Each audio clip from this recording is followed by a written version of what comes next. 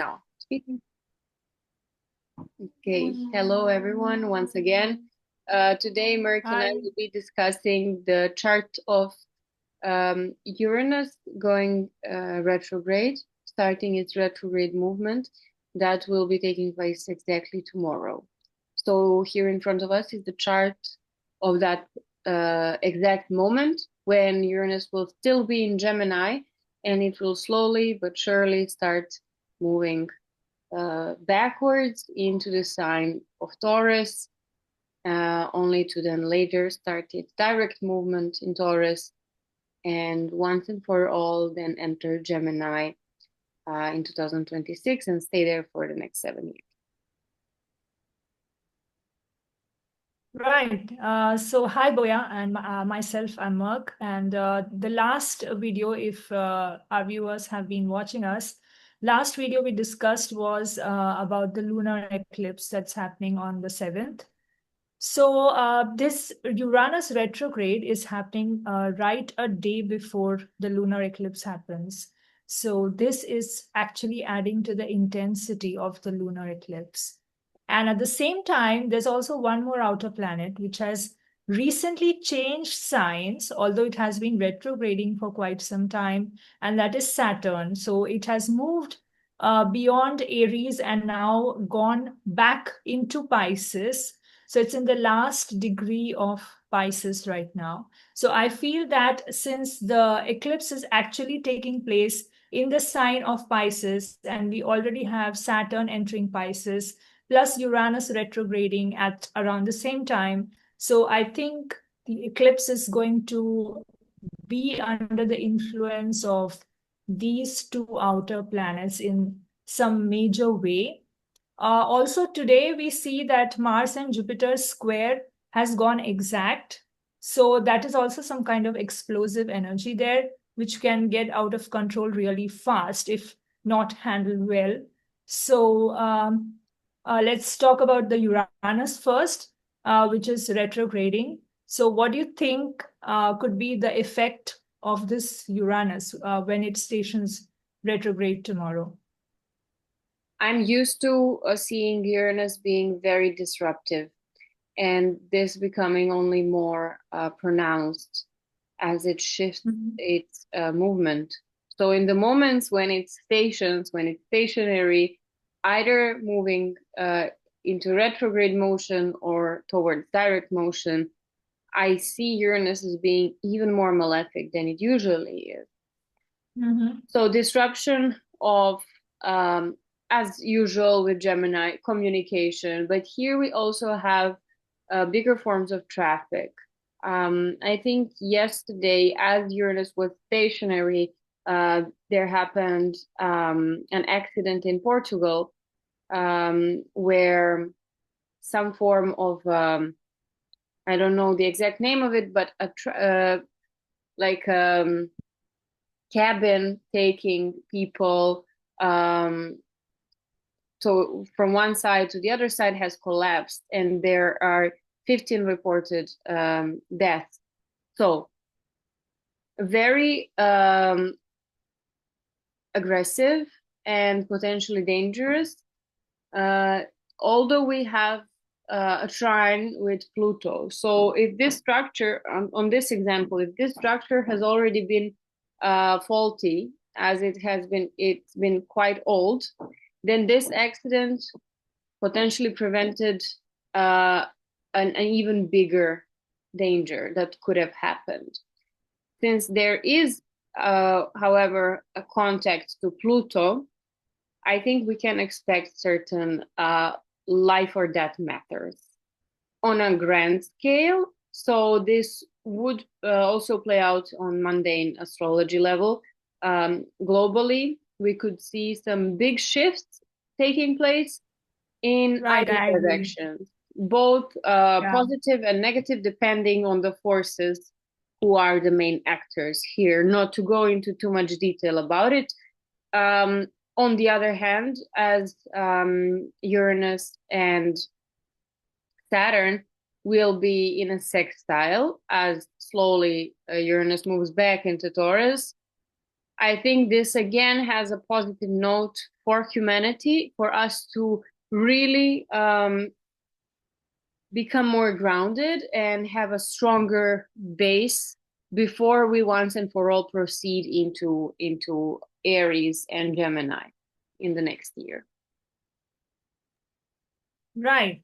Yeah, absolutely. It is scary what you mentioned about the world events and how this energy can turn destructive, also because it is right now aspecting Pluto, which is, of course, the lord of destruction, eighth house, things taking place unexpectedly, and accidents happening, unfortunately. So we have got to be careful there. And at the individual level, I feel that there might be a feeling of going against the flow and not being bound by any kind of restrictions whatsoever, even if it possibly might mean breaking laws or taking undue risks maybe at times.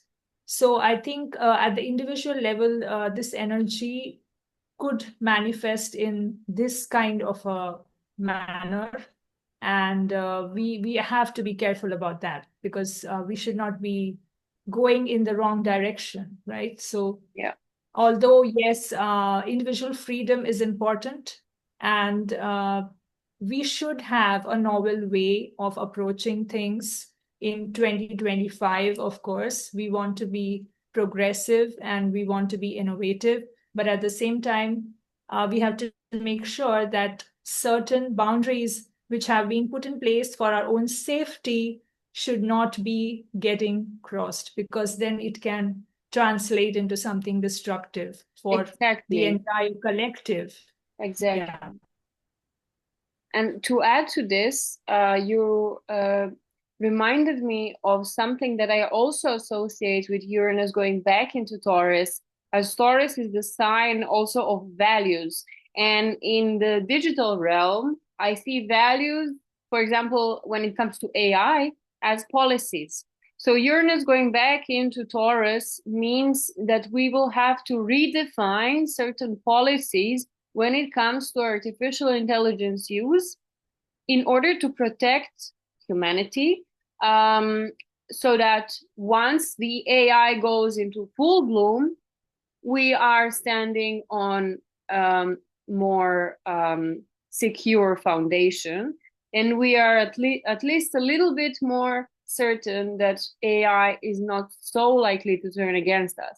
I think right now, as Uranus is still in Gemini, AI is still going wild and potentially dangerous, as we can see also how it plays with body image, how it plays with certain rights, or authority rights, and all these copyrights. I think this is again serving us in a greater good, the retrograde period that we are once again experiencing, just so that we can have like a double check of our foundation. True that. Yeah. And when you mention about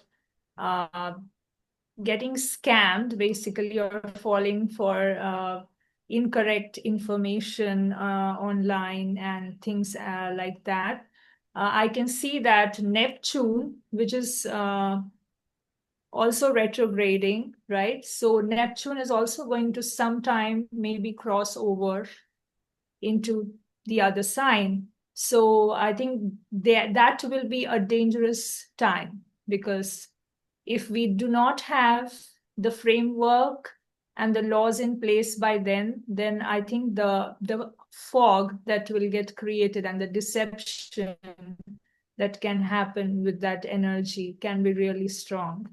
Yeah. And Saturn will also support this, as Saturn is the ultimate lawmaker. Yes. So when it goes into Pisces, as Saturn is actually already in Pisces, as it is in Pisces, it's creating new rules for the realms of Pisces. And Pisces we associate with virtual realities, which also can be considered as artificial intelligence. So there will be a new set of rules for us to follow so that we feel more safe. Absolutely. Looking forward to that happening. So thank God for Saturn in Pisces. Yes, and feel free And to I use think the freedom that we still have unlimited when it comes to artificial intelligence use while Uranus is still in Gemini. true that. Yeah, exactly. And while Saturn retrogrades into Pisces and the lunar eclipse happens, so I think most of us are already feeling the intensity of the energies as the eclipse nears. So this is going to be the time when Saturn asks us to probably look at our past mistakes and past behavior patterns, which are not really supportive for our personal growth, so that we can get rid of them. So it's a time for re-evaluation and review. And since it's in the Virgo Pisces axis, so it's about how we are dealing with others, we are serving others, what we owe to others.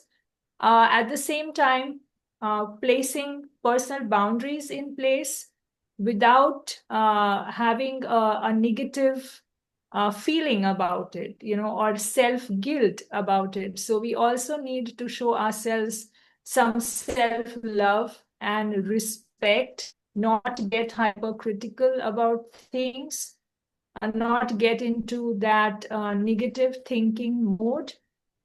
Try to have a balance and not repeat the mistakes that may have happened in the past. So Saturn is going to give us a chance to work on those mistakes or errors that may have occurred, which have probably gone unnoticed till now, and which may suddenly come to light, come to the surface after the eclipse happens. So we can truly go forward once Saturn really moves into Aries with new beginnings, new Right. energy, and a whole new zodiacal cycle starting. Yes, very much looking forward to that. Yes. Me too. And at such a time, I think if anyone is feeling really heavy, emotional, then I think they should take some time out for themselves for rest and recharge. That's really important right now, to listen to what their body is telling them. If they feel that they are being overworked or they are being stretched too thin, then they should listen to their themselves, and take a break, take some time to breathe, so that they can come out on the other side of both the eclipses, the lunar and the solar eclipse, and they can actually work on themselves and make good progress by the time Saturn again turns direct and then moves forward into Aries. Yeah. Thank you for sharing your wisdom with us today. And yeah, we're looking forward to talking about another inspiring astrological topic soon again. And until then, stay tuned and let us know what you think about this in the comments. Thank you. Bye.